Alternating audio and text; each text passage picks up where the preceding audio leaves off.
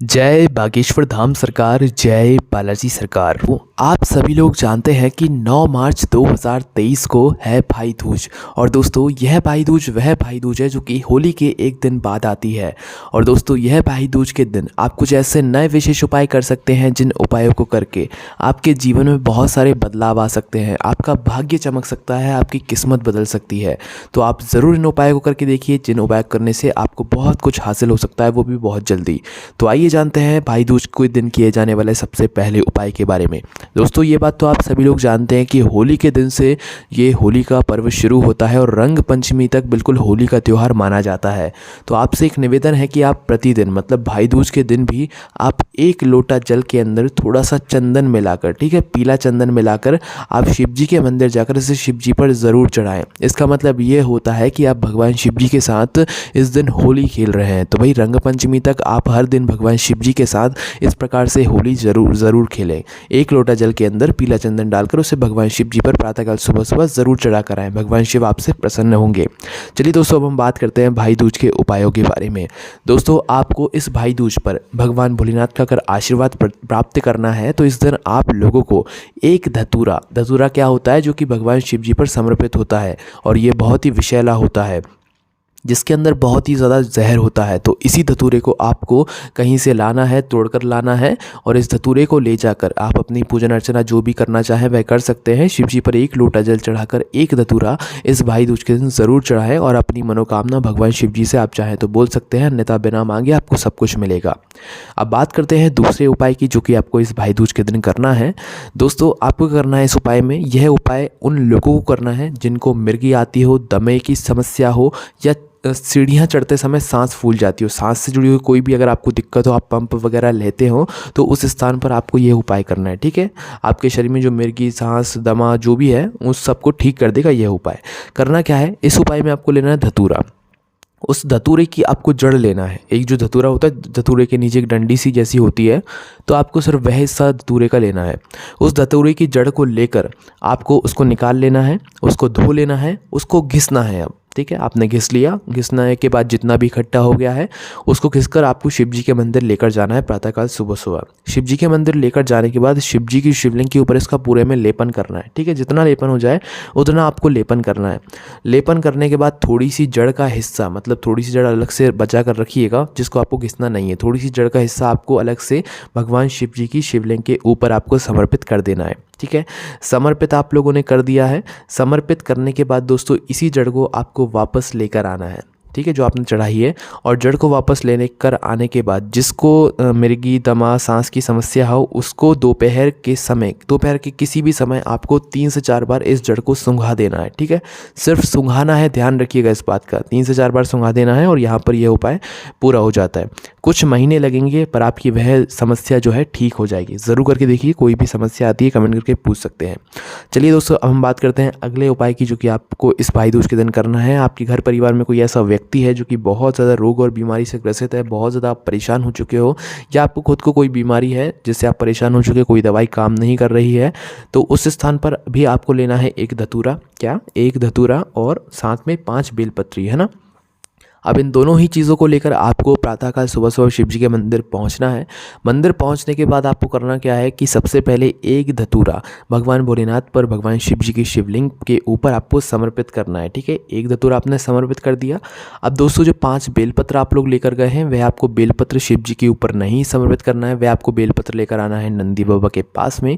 और नंदी बाबा के पास में आने के बाद उस बेलपत्र को कैसे समर्पित करना है, आप जैसे शिवलिंग पर बेलपत्र समर्पित करते हैं वैसे नंदी बाबा पर नहीं होती है। नंदी बाबा पर कुछ इस प्रकार से समर्पित होती है कि जो बेलपत्री की बीच वाली बड़ी पत्ती होती है उसका मुख आगे की तरफ होता है, मतलब भगवान शिव जी की शिवलिंग की तरफ होता है। ठीक है, तो इस प्रकार से आपको नंदी बाबा के ऊपर यह 5 बेलपत्र एक एक करके या एक साथ समर्पित कर देनी है और श्री शिवाय नमस्तुभ्यं भी जरूर आपको बोल देना है। ठीक है, 5 बेलपत्र आप समर्पित कर दें।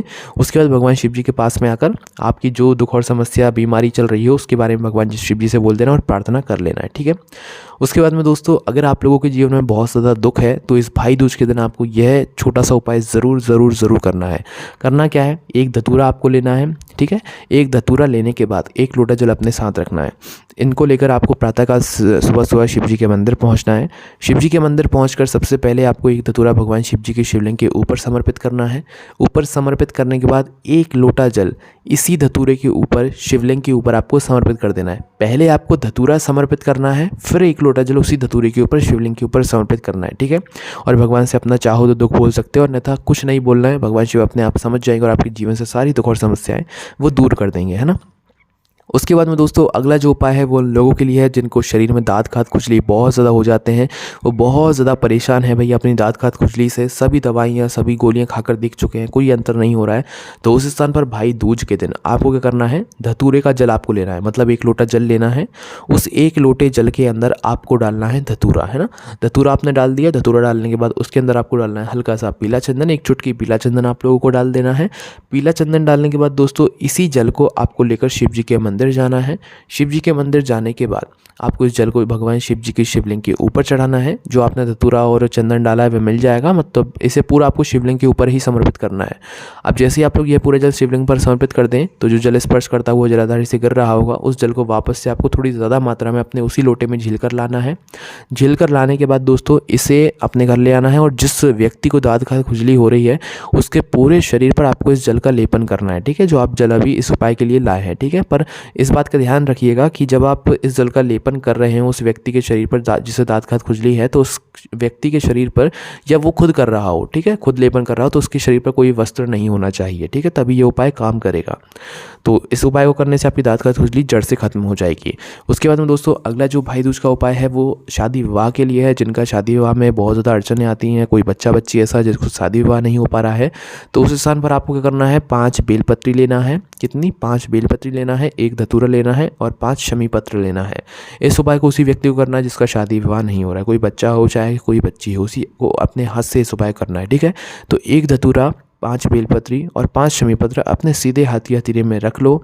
हथेली में रखने के बाद दोस्तों इसे आपको क्या करना है, भगवान शिव जी की शिवलिंग के ऊपर जो अशोक सुंदरी वाला स्थान होता है वहाँ पर आपको जाकर समर्पित करना है। अशोक सुंदरी का स्थान कहाँ पर होता है, जो शिवलिंग होती है, शिवलिंग के सामने जो जलाधारी होती है, जलाधारी के बिल्कुल बीचों बीच जो हिस्सा होता है जहाँ पर सर्प बने हुए होते हैं, भगवान भोलेनाथ के नाग देवता बने हुए होते हैं, या कहीं पर मोटी सी लाइन होती है, तो वो बीचों बीच का जो जलाधारी का हिस्सा होता है वही होता है अशोक सुंदरी का स्थान। तो वहाँ पर आपको अपने सीधे हाथ के हथेली से यह है तीनों चीज़ें समर्पित कर देनी है, ठीक है। पर लेना 5 बेलपत्री, 1 धतूरा और 5 शमी पत्री है, सीधे हाथ के हथेली से समर्पित कर देना है ना।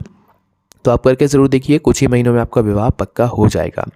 उसके बाद में दोस्तों अगर आप इस भाई दूज को भगवान शिव जी से अपने कोई मन की बात बोलना चाहते हैं, आप चाहते हैं कि आपको कुछ मतलब भगवान शिव जी से बोलना है, कोई मनोकामना है, कोई दुख और समस्या है, तो उस स्थान पर आपको क्या करना है कि इस भाई दूज के दिन आपको शिव जी के मंदिर पहुँचना है। अपनी पूजन अर्चना 1 लोटा जल, बेलपत्री, शमी पत्र जो चढ़ाना चाहे वे चढ़ा देना है। पूजन अर्चना करने के बाद शिव जी के पास में बैठ जाना है। 2 मिनट मतलब भगवान शिव जी को निहारना है, श्री शिवाय नमस्तुभ्यम का जाप करना है। जाप करने के बाद तो आपको करना क्या है कि अपने सीधे हाथ की हथेली को लेना है, ठीक है। अपने सीधे हाथ की हथेली आपने ली, और उसके बाद दोस्तों इस बात का ध्यान रखिए कि जब आप शिव जी पर जल चढ़ाते हैं, जल चढ़ाने के बाद जो जल जलाधारी के बिल्कुल उस आखिरी हिस्से से नीचे गिरता है, तो जलाधारी का वो आखिरी हिस्सा जहाँ से जल गिरता है उस स्थान पर आपको अपने सीधे हाथ की हथेली को लगाना है, ठीक है। आपने लगा लिया। लगाने के बाद आपको इस हथेली को हटाना नहीं है। इस हथेली को वहीं पर लगाए हुए भगवान शिव जी के सबसे पहले मंत्र का जाप करना है, श्री शिवाय नमस्तुभ्यम, या भगवान भोलेनाथ के कोई भी मंत्र का जाप करना है, ठीक है। मंत्र का जाप 1 से 2 मिनट तक करना है। 1 से 2 मिनट तक करने के बाद उस मंत्र का जाप करने के बाद आपको भगवान से अपने मन की कामना या जो आप मन में बात लेकर आए हैं वह बोल देना है, ठीक है। उस हथेली को वहीं पर टच करके रखना है। जैसे ही आप अपने मन की बात बोल दें उसके बाद भी कुछ समय तक जो है 1 से 2 मिनट तक उस हथेली को वहीं पर लगा कर रखें, और हथेली को लगाने के बाद जो है अपनी नयनों से स्पर्श कर लें, हाथ जोड़ के भगवान से आशीर्वाद प्राप्त कर लें। निश्चित ही भगवान शिव तक वह बात पहुँचेगी और भगवान शिव आपकी वह समस्या को बहुत जल्दी जो है मतलब दूर कर देंगे। उसके बाद में दोस्तों इसी के जैसा एक और उपाय है। इस उपाय में आपको 1 बेलपत्री को लेना है, और 1 बेलपत्री को ले जाकर आपको शिव जी के मंदिर जाना है, पूजन अर्चना कर लेना है। उसके बाद 1 बेलपत्री को लेकर भगवान शिव जी की शिवलिंग के ऊपर समर्पित करना है, ठीक है। जैसे ही आप लोग बेलपत्री को समर्पित करें, आपको अपना हाथ हटाना नहीं है। वही बेलपत्री को समर्पित करने के बाद उसी बेलपत्री के ऊपर अपने सीधे हाथ की हथेली को रख लेना है, मतलब वह बेलपत्री पूरी आपकी हथेली के अंदर छिप जाए। छिपने के बाद क्या करना है, आपको उसी शिवलिंग के ऊपर अपनी हथेली को रखकर उस बेलपत्री को नीचे रखकर आपको भगवान शिव जी के मंत्र का जाप करना है, श्री शिवाय नमस्तुभ्यं बोलना है। उसके बाद आपको अपनी मन की कामना जो आप भगवान शिव जी से बोलना चाहते हैं, कोई आपको फैसला लेने में दिक्कत आ रही है, कुछ चाहते हैं आप भगवान से, तो आपको मन ही मन भगवान शिव जी से बोल देना है। निश्चित ही आपको उसका समाधान बहुत जल्दी मिल जाएगा। और यही हाथ की हथेली को अपने आंखों से लगाकर, नैनों से लगाकर भगवान से प्रार्थना करके आशीर्वाद लेकर अपने घर वापस आ जाना है। ठीक है, तो इससे आपके जीवन में आपको बहुत कुछ बदलाव देखने को मिल सकता है। उसके बाद में दोस्तों, भाई दूज के दिन अगर आप चाहें तो शाम के समय आप क्या कर सकते हैं कि भगवान भोलेनाथ के मंदिर जाकर एक घी का दीपक, जिसमें आप थोड़ी सी काली तिल डालकर जो है भगवान शिव जी के मंदिर में जाकर लगा सकते हैं। ठीक है, क्या करना है, एक घी का दीपक गोल बाती का बनाना है, शुद्ध देसी गाय का घी लेना है, शुद्ध चीज़ें आपको उपाय में उपयोग करनी है। उसके अंदर आपको डालनी है थोड़ी सी काली तिल, है ना, काली तिल डालकर भगवान शिव जी के मंदिर जाकर इसे आपको भगवान शिव जी के मंदिर में जाकर लगा देना है। ठीक है, मंदिर में दीपक लगाकर भगवान से प्रार्थना कर और भगवान शिव जी की जो चौखट होगी उस चौखट पर धूप देकर, मतलब माथा टेक कर आपको ज़रूर आना है। इससे भगवान भोलेनाथ की कृपा आप पर होगी। और उसके बाद में दोस्तों, यही कुछ सारे विशेष उपाय थे जो कि आपको भाई दूज के दिन करने हैं। साथ ही में आप अपनी बहनों से टीका ज़रूर लगवाइएगा और उनको कुछ ना कुछ ऐसा तोहफा ज़रूर दीजिएगा जिससे वो बहुत ज़्यादा खुश हो जाएँ। और भगवान भोलेनाथ से आप सभी भाई अपनी बहनों के लिए कुछ ना कुछ ऐसा मतलब प्रार्थना कीजिएगा जिससे वो बहुत ज़्यादा खुश हो जाए। ठीक है, तो इस बात का विशेष रूप से आपको ध्यान रखना है। बहुत ही महत्वपूर्ण ये भाई दूज है, होली के एक दिन बाद जो आने वाली है। तो अपने भाई दूज को बहुत अच्छे से मनाइएगा। और कोई भी आपको समस्या आती है कमेंट करके पूछ सकते हैं। और आप हमारी वेबसाइट का भी सहारा ले सकते हैं सारे उपायों को, जानकारियों को पढ़ने के लिए, जो कि भोलेनाथभक्ति.com है। जय बागेश्वर धाम सरकार, जय बालाजी सरकार, जय बागेश्वर महादेव।